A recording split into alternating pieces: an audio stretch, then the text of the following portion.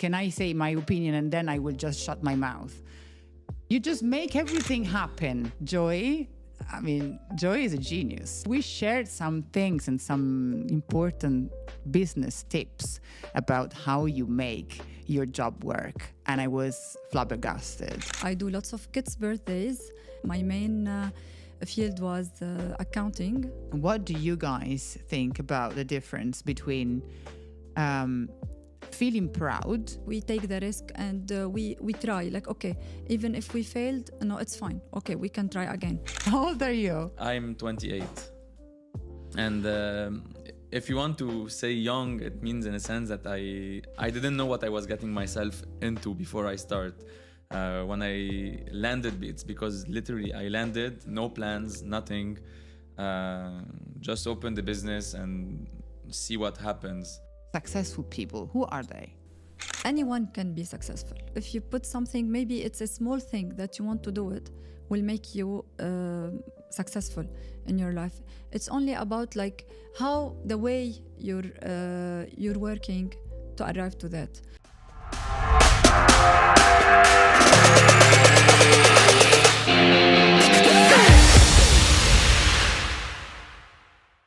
Beautiful conversation, and I love you both. You know that. Oh, okay, so we are recording. I love you too. Mm-hmm. I am so happy to have you here, both. Okay, I forgot how to say in Arabic. Ahla wa sahla. Okay. Ahla. Ahla or Sahla. sahla. Yeah, Yes. that's it. Welcome to Between the Lines. Thank you. Okay, guys, Claudia and Joy. Yeah, two different people. Two people that have something in common because you guys, you collaborate. So Claudia, I mean, how can I define you? Someone who can make everything happen. Exactly. Claudia is an event planner in many fields, not only Birthdays, kids' all kind of events. Yeah, but you know the beauty of it. Can I say my opinion and then I will just shut my mouth? You just make everything happen. Like, I don't know, like everything that from the most difficult thing, but yes, of course, yes. And then you can see that she's very professional, even, you know, too much, because you can be also a little bit more laid back. Everything is then, you know, falling into the right place, how to say. And then Joy, I mean, Joy is a genius. Like, for me, it's like I met Joy when I, you know, attempted my career long time ago. Alongside being a mom, I wanted to build some business I remember. in parties. You remember? So we shared some things and some important business tips about how you make your job work, and I was flabbergasted, honestly. Thank you. Anyway, let's welcome these beautiful people. Thank you. And let's start from the beginning. Who wants to start? Claudia. Okay. Yeah? Yeah. What brought you to what you are doing today? First of all, thank you for having us today. And This is very polite. okay. And then I will share with you like how this happened. How did I start this field? Like, as you know, everyone know, like I'm an event planner. I do lots of kids' birthdays. But how I started, it was really like a bit funny, like because my main field was accounting, and then I stopped working because of pregnancy and kids and taking care of my kids. And then after 7 years, I wanted to do something for myself. So I did my daughter's birthday and my son's birthday that year, 7 years ago. And I prepared everything by myself, and it was a successful event. Then after that, I thought, like, even my friends, even my husband, like, why don't you start doing this work? First of all, I started, it was as a hobby. Like, I didn't think like I will arrive to what I am now. I was just enjoying what I'm doing. And then by the time I built this this company that I'm proud now. So your parents are not in the field? I have a background because my parents in Lebanon, they have a resort and they do this kind of weddings, big weddings, and they have a restaurant and hotel. Like it's something like a bit different, but it's in the same field if you want. So for me, like I worked on the decoration more, but I have this background because I used to live this with my parents in Lebanon. So how did it help? The fact that your parents were not in the field, but it helped a lot because I used to live these kind of events from weddings to birthdays to baby shower to everything. But as I told you, it was like on a big scale because it's a resort, and then and I know this work like take too much time of us, and you put lots of effort. Like I'm like my dad and like my mom, like my brothers, my sister. Like we work very hard. And this helped me to succeed when I start doing the decoration. What part. does it mean working hard for you? Because this is the main point, you know, like what I say by having this beautiful conversation with successful people. When I say, yeah, I work hard, and then in any other, you know, type of mindset that maybe is frustrated, this or that person is frustrated because he doesn't succeed in this or that, he always says that he works hard. But what is the difference? So what working hard means for you? Working hard means that I don't have any day off. I work like morning, noon, afternoon, nighttime, no weekends. It was really like for many years, few years of really hard work because I was doing everything by myself with the help for sure of people around me. But when I started, it was really not easy to enter the market also. So I had to work very hard to Why be wasn't easy? To be in every event, to have a direct contact with the customers, to let the customers feel comfortable to work with me. So this was really hard. Also, especially this field, like it's in the weekend. Like our work is during weekend, which is during the week we have to prepare, and in the weekend I had to leave my family to attend the events to be sure like everything is right. So this was hard. Then after a few years, when I built this and I have now a team, it becomes easier because I start having a bit like time for myself, but it took me many years to arrive to this. How many kids do you have, Claudia? I have two, one boy and one girl. Wow. Yeah, I mean, the meanwhile you were talking, when popped up in my mind about working hard is the fact that you actually put into practice when you say, "Oh, I work day and night." 24 hours without, family and, sacrificing this and that. The hard work resides in actually putting things into practice. When we mostly think, or we are convinced, or most of us is convinced about the fact that working hard is complaining about things. So most of the times we complain more than what we actually do, What do you think about this? Complaining and putting things into action. It's both together if you want, because like whenever you're working hard, like you're having lots of things to do. This is what I mean. Like really you have lots of things and you have deadlines.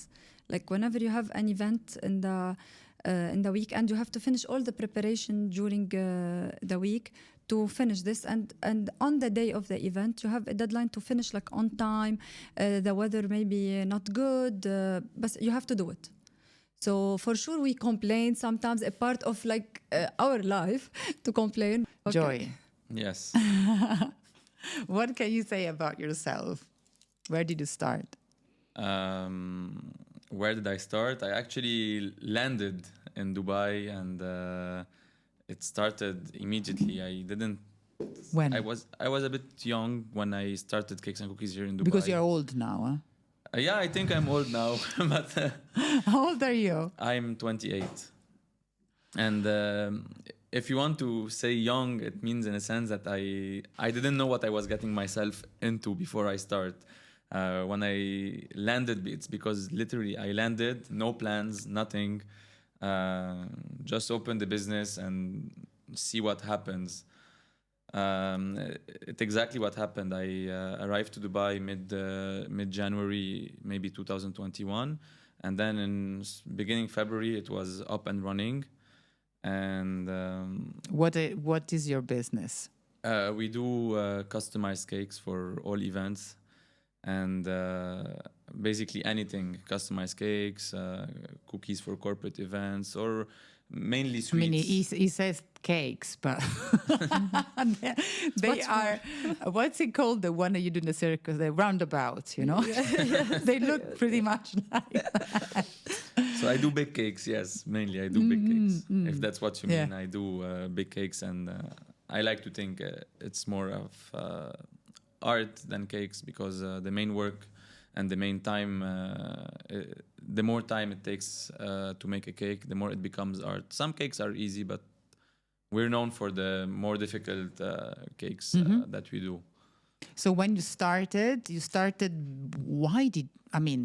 what brought you to this business? So basically my mother, she started this business in Lebanon in maybe 20 years ago. As Claudia, it's the same. She started at her home doing for us, the kids. And then this friend wants a cake for their kid as well, and this friend too, and this one too. And after some time, you can't just keep making for friends. You see an opportunity, and she saw an opportunity, and she opened her own bakery. So it was in our house first, then she opened the shop, then another shop, then another kitchen, and she grew. But in Lebanon. But in Lebanon. But then you moved to Dubai. So you started a business in Lebanon? Yes, in Lebanon. And then you just detach yourself from the family?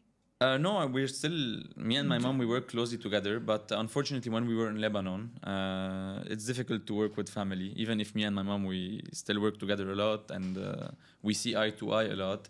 It's difficult to be in the same place with the same person. And I personally think that there can't be two person in charge.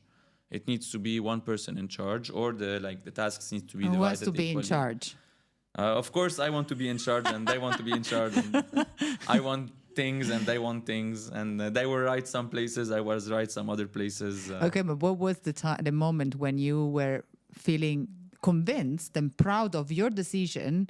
Your point of view, rather than following what your parents were saying? There was some episode, something about that? There are some things, like I use technology in my work, and they still don't. My work here is automated. I was able to automate my work after 1.5 years and 2 years on working every day on something to automate my work. And still in Lebanon, they are still a bit behind me, and now they want to adapt. We're seeing how we're going to automate in Lebanon, even though there are more technological challenges in Lebanon. Like the Wi-Fi there is much slower than here. So there are some things that maybe can't work in Lebanon that here it can work, because here it's more advanced. But we're working on it to bring it to their shop as well, because they're seeing how it makes my life easier. So was it easy to convince them to convert into the technological? No, maybe. They didn't accept. They didn't. When I was in It was Lebanon, not easy. like, It was impossible. Yeah, we don't want to invest in that. We don't believe in it. And if one day it crashes, and this is just black and white, it was just black and white. One day the system will crash, and then we cannot finish our work anymore. This is how they used to see it. But now that I did it without asking, it's my own business. I did it without asking. And they see how my life is easier. Now they're getting more and more open about it, and they want to actually get this technological, whatever the automation we're doing, they want to get it to their Lebanese branch as well. They want to get it. Yeah, so they got convinced. They got convinced, but when they saw it, it's, okay, this guy, his life is more easy now than before. Okay, let's do it as well. So if you can tell something about that to the audience of your same age, about, your idea, the audience ideas, and how to deal with their parents. What would you say? What kind of tips? They are almost all the time right. Almost. But sometimes we're right as well, and we're willing to take more risks than them, and we have energy that they don't have, which is what I didn't get to understand. It took me some time. Right now, I understand that they're not willing to take risk anymore. They're not willing to work 7 days a week, 18, sometimes 20 hours a day anymore. This makes me thinking about one question. What do you guys think about the difference between feeling proud and so putting your things into action, your ideas, and feeling arrogant? Who wants to answer to this question? Claudia. Claudia. Okay, so you mean feeling proud of our I family? give you an example. So you please. have a family reunion, let's say, about your whatever, your business, your stuff, or not now because now you have your own family. But imagine you want to detach yourself from the family, and then family has one idea, you have another idea, and inside you, you need to bring forward what you believe in. But at some point, what you want to bring to life, maybe is something that makes you feel more arrogant, saying, "Oh, I know everything," and they know nothing, even though they are more experienced than me. What is the difference, in your opinion, when do you feel more, let's say, arrogant, or when do you feel that you are proud of choosing your path?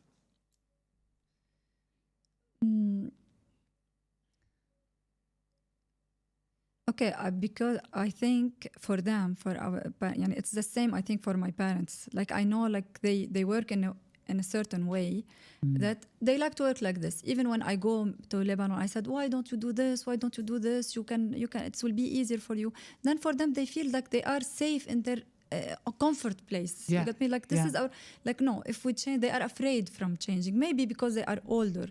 For us, like, we take the risk, as he said, like we take the risk and we try. Like, okay, even if we failed, no, it's fine. Okay, we can try again. For us, but for them, maybe they passed this part of their life, and they want to feel khalas safe. This is what we know. Like, let's continue like this. I feel safe like this. This is same for my parents. Like when I go there, like sometimes I suggest for something, or I suggest to make things more easier for them to, but they are okay like this. And then I respect because I know, like, they work very hard. You respect, but then you take your decision. Yeah, for sure. Like for me, like this is my work. Like I take my decision and my work, and then for them, this is their work, and I respect. And do you feel? This is a very provocative question. Do you feel once taking this decision based on this value, the fact that, for them everything has to be safe, so their value is safety, but your value is more, as far as I understood, innovation. Yeah. More and risky. Taking the risk for fulfilling what your mission dictates, which is making the world happy, making people happy. Yes. Yeah. So this is a very provocative question. Do you think this makes you more arrogant or more proud? More proud. Yeah.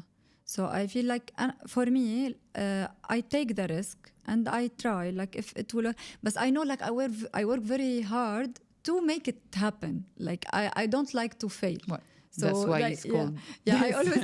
I always like, no, I cannot fail. Like even like sometimes I teach my kids, like, it's fine if you fail, like you will learn. But for me, I feel like, no, I don't want to fail. Like I will maybe work very hard. I will put lots of pressure on myself, to make it happen, and then to feel, okay, I did it, so I'm proud.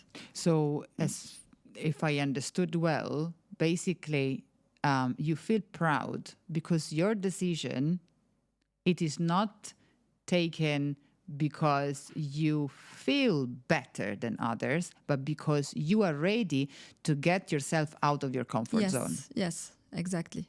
And I feel now, maybe I'm still in this age, like I can take this risk, I can try, for me. But maybe after a while, like I feel, you will feel like خلاص, okay, I did my comfort zone, I want to stay there.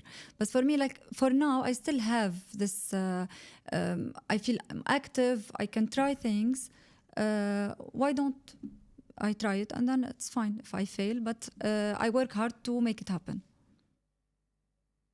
Joy, what about that? What about this question? I think Proud of Arrogant. I think I feel more proud as well because at the end of the day, we know what our parents accomplished.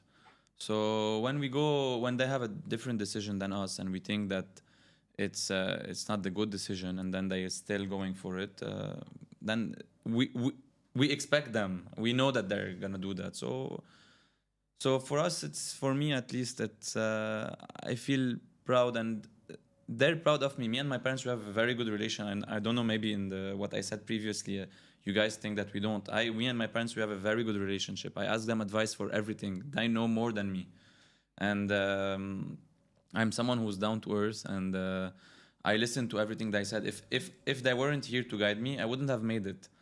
I wanted things at first that they told me slowly.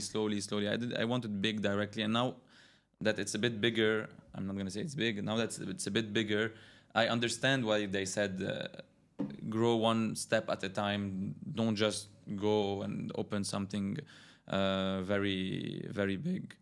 So, of course, I don't think it's arrogance. I think it's more proud than...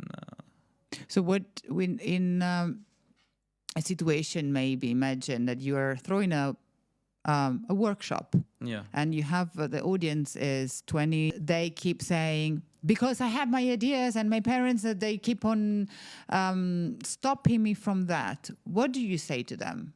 What would you say? We know a lot, and we have resources like the internet and things like this that we can really read a lot, and we learned a lot, and we saw a lot, and all the time we see things and ideas on social media, but they have experience that we don't. Their years of experience, you can't neglect that. It's more important that everything you see on social media and everything that you see anywhere. So you can't neglect their years of experience, and not listening to them while they are the only people who really want you to succeed. It's Your parents. it's a loss. Yeah, they're the only people who want you to succeed. Yeah, that's They're absolutely really true. the only ones. Yeah. Or some few friends. But the friends that are happy for me when I tell them like something I did, and they are really, really happy, I can count them on one or two hands maximum. Yeah, that makes me think about a lot of things. But yes, absolutely true. And what you guys are saying is, you make it look very simple, but it is really not, you know. There is a lot of debate that sometimes we have within our mind, and say, am I doing the right thing because I'm doing things because I'm proud of doing this, or because I want to be a rebel, or because there's a lot of, you know, debate within our mind. So what does success mean to you personally? Successful people, who are they? Okay, so successful people, anyone can be successful. For me, anyone. Like if you put something, maybe it's a small thing that you want to do, it will make you successful in your life. It's only about like how the way you're working to arrive to that. Success for me is that I have a good relationship with my customers. Success for me is I have good relationship with my suppliers also. So I feel like not only like if my event is success, that's it. Also, successful means my team are happy to work with me. Joy, what success means to you? As Claudia said, success, it's mostly what you give to people and what people give back to you. So I think what she said is very nice. Like you measure success like how people see you. The supplier see you're a good person, you're dealing with him in a good way, he's happy to work with you. So this is, of course, success. Your customers, they send you good feedback. and you deliver on time, or if you have a lot of orders in 1 week and you're able like to have no complaints or one complaint over a very big amount of orders, like the margin of error is very small in my shop. For me, this is success. If I'm able to deliver what I need to deliver, and the margin of error, like a complaint or whatever we have, is like 1% or 0.5%. I'm really glad. For me, this week was a successful one. Then, of course, there are some weeks where some things happen and you can't control it. There's also one other way that to measure success. It's not what I focus the most on, but of course, like the material rewards are a way of measuring numbers. You mean? Yeah, of course. When you see that you're growing a certain percentage of sales or number of order, even it's not always about money. If you see your numbers of order increasing every year by a margin that is higher, especially than, if let's say other bakeries, I don't know, let's say the norm for the market is that bakeries, they grow 10% a year, and I'm doing 70-80% or more or less, whatever. Of course, it's success. You're happy because you're doing something right. People, they like your product, they like your business, and sometimes they even like you. It's funny because again, you make it simple, but when from at least for the perspective of a coach or someone who's just analyzing a brain, is very curious about a brain, me. When you talk about success in general, there is this very clear answer that is, I'm going to be successful when I'm going to reach 1 million of views, or I'm going to do, and they start talking about numbers, which you said is another way of measuring success, but it was not the first answer. Your first answer was establishing good relationship with the customer and suppliers, and actually having a good feedback from that. Yeah, and then also when you were talking about the numbers, you said starting from 1, then 2, then 3, then 4, like growing, which is not reaching. So it's something that in coaching we say, I'm gonna happy when. It's something that really put a wall, a stop between you and your objective, because you're not happy until when this happens, when actually you are actually making the opposite. You're making, you are putting the light on the process, not on the objective itself. Yes. Am I? Anyway, when you're going to reach that target, you're not going to be happy. You're just going to put another target and move on. But how can you be so wise and you're only 28? Me at 28, I was a fucked up person. No. Anyway, no? Yeah. Are you listening to what I'm saying? Anyway. Can I say one more thing about success? Very good. Go. Okay. One more thing, very important thing for me as success is when I see my kids are proud of me. When I see like you my make kids... me cry now. Yeah. When my kids come to home, like to say that, like now I'm preparing for my daughter's graduation in her school for their class. So she feel proud, like everyone is saying, the mom of Andrea will be handling the graduation. What you will do, your mom? Like she's always, like she came home all the time, and then she's feeling very proud. You know what? Yeah, you're right, because her daughter can be giving a clear feedback, like a honest one, like a very honest. Mm-hmm. So it's like if your daughter says something that is like, Mom, you could have done this better. Yes, exactly.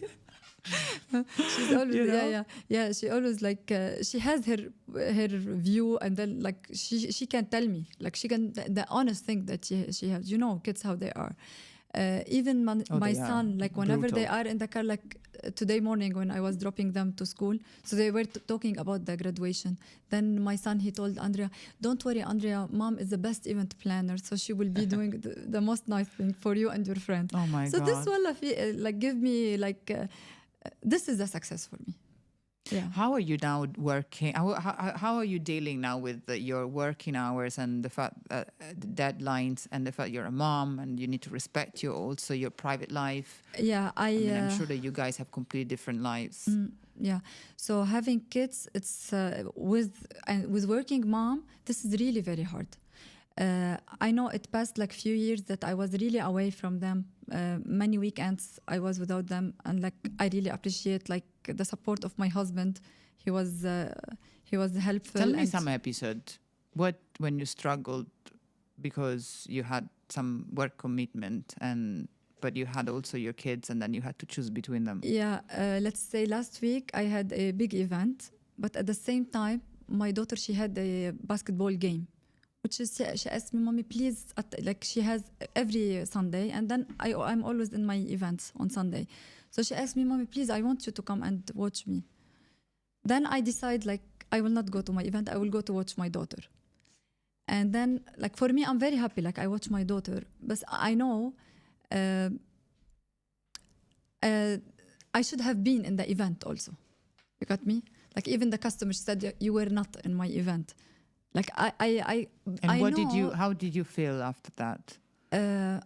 I felt a bit like a bit sad for my event because I know if I was there, like everything would be perfect. It was perfect, but you know sometimes like customers they like to see me there on floor to handle maybe small things or something. But Anna, for me, like I really choose my daughter and to watch her game, and I'm happy for that. I was very happy to see her like and to look at me like while she's playing and like she's doing this for me. So this was really important. And I know like for my event everything is fine. It would be maybe much better if I'm there, but it's fine. Like it passed. I had to sacrifice for something. Can I ask her a question? If it was 5 years ago, where would you have been? You would have went to the event or to the basketball game? Good question. This is really you said. Yeah, 5 years ago I was going to the event. So I really missed. Why exactly things. 5 years ago? Because it was when the starting, like it was like 3-4 years when I started, it was very hard. Like I had to be everywhere. I have to be in my events. If I don't go, maybe something bad will happen. I feel like it will not be perfect. Like I have to be there. Okay, so you're saying that the very beginning of the business of your business, Yes. you wanted to be there, but did it really make it? Would have been making a difference, like Time? Yeah. your decision? Yeah. Or not? I know that I missed a bigger things. impact. Maybe I missed things with my kids. I try to give them more time now, but if I didn't do this, the market is very hard in Dubai. If I didn't do this, if I didn't work very close with my customers to let her feel like comfortable to come again and to, you know, especially birthdays, like it's every year. You need to and gain I have to give them like to give lots of effort for them to see like Claudia, she's caring about my event. She's caring about my daughter's birthday, like if it's her daughter's birthday. And this is how I was working until I got this. And do you know, that's why you're coming back to me for every event you have, for every, not only birthdays, like any event you have, like you come back to me. That's why, because like we became friends. Like I have many of my customers, they became my friends. And I have some, like now my best friends, they are my customers. At first. Is it something that happens, do you think happens in general because of our way of being or because of our job? Like, do you think every event planner has customers as friends or is just you? No, I think there's many. They have also, because in Dubai, the way to work and to have customers, especially because the market is very big and there's lots of people are doing this. There's companies, the big companies are doing this, what we are doing, and you don't know even who's the owner. Like there's employees are working, I don't know. But to have like customers to come back again and again. Like I have people, I've been doing the kids' birthday for 7 years. 7 years, like I'm doing their kids' birthday. It's not easy to have this. Right. That's why, because I became like, and they talk to me like if I'm their friend, not if I'm a supplier. So, which is a good, I mean, you grab this as an opportunity. Yes. In Dubai, where, as far as I understood, the market is broad, it's bigger than Lebanon. Mm-hmm. And So finding this connection between you and the customer is more difficult. This is what you're trying to you're basically saying. Yes, exactly. And also most of the mommies are working moms here in Dubai, so you need to make it easy for her. So whenever she's calling, like, okay, I'm talking to Claudia. Okay, Claudia, she's handling this and this and this and that. Okay, I will let her feel relaxed. Like whenever she talk to me, don't worry, I will handle this. Don't worry, I will handle this. Yani, I can give her like this feeling of trust. Okay, Claudia is handling this. I will not worry about anything. Same what happen usually with you whenever you have every time. your No, kids. usually. Every time. So that's why. So this is really a positive thing that let me gain some customers, and like I like to work with them, same as they like to work with me. I like to work with them. Right. What do you think separates the good from the truly exceptional in your field? Do you mean the difference between me and other bakeries, or? What in your conception of being good and exceptional? Yeah, you can refer to your business. I mean, to your experience. It's very difficult. I think customer service is the most important thing. The most important thing is that even if you do a mistake, you're able at the end of the day to keep the customer. This is the most difficult thing, because mistakes, they're gonna happen. You're gonna be late, you're gonna miss a detail, you're gonna forget something, you or someone from your team, because at the end of the day, we have teams, and we try to give them the most information possible, but they're gonna do a mistake. So when the mistake happens, this is the most important thing, keeping the customer. This is the most difficult thing, customer service.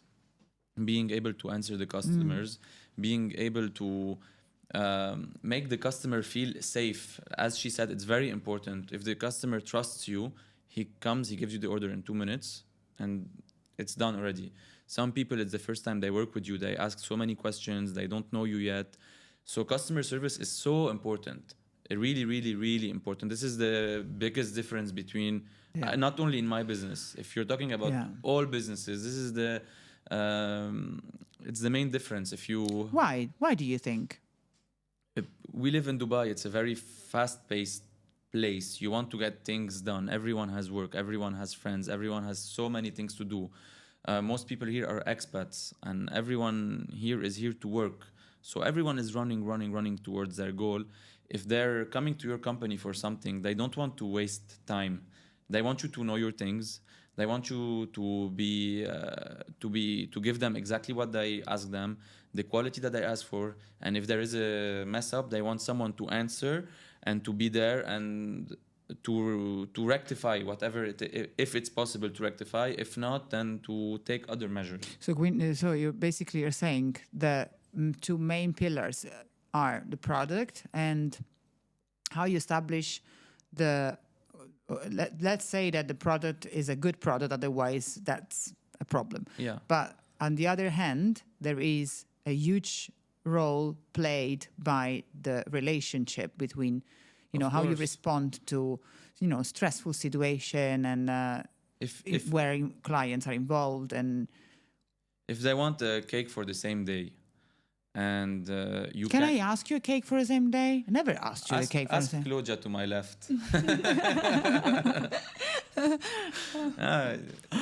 It happens. I did actually ask something for Christmas. For the same day? Yeah. Or maybe the day he can before. do it. He can do it. You can ask him for the same day. And something, if you're not my customer, I'm not gonna do it. I'm not gonna stop 25 people, whatever they're doing, because to make a cake in the same day, a lot of people are gonna work on this, and they're gonna stop what else they're doing. So if this person is not a good customer of yours, it's not needed, Or for me, when I do a cake for the same day, it's a favor. But I don't tell the person I'm doing you a favor. I just do it because he's a good customer. And sometimes the customers, they give us, believe it or not, the wrong age. What? Yeah, for their kid. It's my age. it happens, or it's a typo. Sometimes it's a typo. Sometimes it happened. They call the age is wrong to send someone to them and to fix the age. It's something. Sorry, can I say that? Maybe the father? It's always dad. Sorry, dad's not true. Not true. Come on. Oh my God. That's hilarious. Most people who order cakes are ladies usually. And when father orders cakes, it's the best thing ever. It's the simplest. It's very easy. It's very easy. No questions asked. Nothing changes. It's they sent you, we want this, please, for this and for this. And you know where I go now, because you start talking about how the cakes are made, and then of course there is something that is related to Joy's business strategy that is truly mind-blowing. I remember we had a chat about that, and I was not a client at that time, and I said, Lucia, I tell you my secret. So you do beautiful cakes. If you go to Cakes and Cookies in Instagram, I mean, honestly, cakes, and before you say, I want to say that before I had Joy as my supplier, my favorite supplier. Yeah, of course. The person I used to choose. They will make me pay for half of the size of the cake, number one, and then less refined cake, the same price as what Joy makes me pay. Mm-hmm. And I remember that the first time you saw one of the cakes that I used to have before, he said to me, Lucia, if this cake, I will do this cake to one of my Lebanese clients, they will scream at me. What is this? Oh my God, that was hilarious. Okay, tell me your secret. Tell people your strategy. So basically, after working, it's actually not my strategy. I'm not going to take the credit for it. It's my mother's strategy. Okay. Let's give her that. Yeah, after working for some time, you realize that the main cost of doing the cake is the time. Of course, the raw material is there, but the main cost is the time. It takes so much time to make these cakes, so much time. So if you make the cake a bit bigger, it does a very big difference for the customer. And at the end of the day, it takes the same time to decorate because you're making the decorations, you're making the colors, you're speaking with the customer maybe 1 hour about what she wants, then you're delivering the cake. So if you make the cake a bit bigger, it does make your raw material more expensive. But it tastes good. This is the thing. It tastes good. Yeah, of course. And it's not heavy as hell. No, So tell the difference between those who make you pay the cake per kilo. Yeah, so it's the industry standard in Dubai that you pay the cake per kilo. I personally don't understand this. I've said it many times to multiple customers who insist on me telling them how many kilos is the cake. Sorry, you personally don't understand this, or your family? No, because my family in Lebanon, everyone sells the cake. It's for 10 people. Here you go. It's for 10 people. In Lebanon, this is the industry standard. But in Dubai, they sell per kg. But then if you ask, I've done my research before I opened here. And this shop, it's 100 grams per person. This shop, it's 150. And this shop, it's 200 grams per person.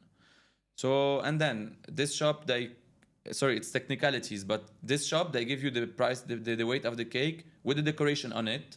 This shop, they give you the weight of the cake without the decoration on it. So I'm so confused. It's not standard. It's not like, if you tell me I want a cake that's 2 kg, I don't know. I honestly don't know. Because one thing is buying the ingredients for not the decoration, for the actual material, the cake. Yes. And then there is the decoration work. Some bakeries, they count both together, like this and this, they add them up, and this is the weight of the cake. Some bakeries, they give you the weight of the actual cake itself alone. So for me, it's very technical. Again, I don't know if people watching would understand, but for me, it's like, I'm really sorry, I don't understand. So when someone comes to me and tell me, I have 15 kids, no parent, I tell them, okay, take the cake for 10 people. I'm recommending. And then they're like, why not the cake for 15? I have 15. I tell them my cake, it's very big. take the cake for 10 people, and it's The 10 gonna be will count enough. for you They're 20. massive. It will cut And it's 20. gonna be enough. And then, of course, the customer, he appreciates I don't oversell people. It's not something I do. I want to give them exactly what is good for them, and I don't want there to be any waste. I don't like wasting food, and I want them to feel like, yeah, he was right, and he recommended the good size for me, because I can tell you, take the 15 people cake, it'll feed 30 people, and you'll pay more, and you'll have leftover, you don't know what to do with that. So we recommend. I'm not always the one taking the orders. We have a team for that. But I tell them it's your job to recommend the good size for each. It's your job to take the information Yeah, but and I to tell imagine them. if I'm a customer and I say, look, I want for 15 people, and then you say, okay, I give you for 10, and then No, we the cake explain. turns to be double. It requires a lot of self-confidence, you know? Yeah. So Yeah. this leads me to ask you a question about your childhood. How were you as a child? I was. It's a very coaching-related question. I was a crazy child. I was like the one who runs around everything, and who every 5 days have a blue eye, and every 1 month we go to the hospital to do some sutures, then broken knee. But if you imagine what is when you have like some useless thoughts, something that puts you off, and when you struggle, for example, I'm not capable, or does it happen to you, Cla? Very rare. Like, because I always feel like I can do it. Really? I have this feeling always. Even sometimes, like I feel no need. Between myself, if it's really high, forward, خلاص, no need. Then I think, no, it's fine. I can do it. It will pass. Like this, I think. But Mm. And what about you, Joy? Also, it's not something that comes a lot, but sometimes, I feel like there's a lot of responsibility, especially towards my team. And sometimes I get worried that I will not be able to give them what they need at the end of the month. Let's not forget to mention that you guys are both from Lebanon, and Lebanon has been undergone a big thing lately. And most of the people that are working for you guys, they became homeless. And I remember once, not long time ago, when I called you, and then you were saying, I spent most of my time trying to find an hotel for these people. Yeah. It happened here actually in Dubai not long ago, when there were the floods and they were going back home. After they spent 5-6 hours on the road. I'm responsible for them. My mind went crazy. How to get them home? I was actually at home, and I couldn't take the idea that we didn't know that it was okay. It was not, but I couldn't take the idea that my staff are in the water and I'm at home. I actually got into the car and went with my car to them to see if there is something I can do, and searching hotels. So it's the same here. We're responsible, and as we are responsible in Lebanon, and sometimes it's difficult to be responsible for people. This is my biggest like struggle, or my sabotaging mind, if you want to call it. It's to worry about my team. This comes from your empathy and your courage to have, to create an impact, a positive impact towards people. So hopefully it doesn't really sabotage you. Sometimes the pressure is difficult, but most maybe of the anxiety. time, most of the time it's okay. But sometimes it's especially we're a seasonal business, so when it's not the season, it's a bit more difficult. I'm coping better with it now, especially that we're expecting it to be slow during summer, if you want. Now it's fine, but at the first few years, it was really difficult. Let me conclude this podcast by saying, guys, Between the Lines is a way to show the world that success is not something most of the times visible, but it's something that comes from going from A to B and having the right mindset, right? To go from A to B. And these people making it very, they don't even know why they are actually here, because everything is just, they make it simple, and they just do it very spontaneously. But between the lines, we are really revealing what we need to do to go from A to B. And that's where success resides. So please subscribe to the channel and stay with us. Thank you so much. Thank you for having us. Yeah, I love you. Well, we love you.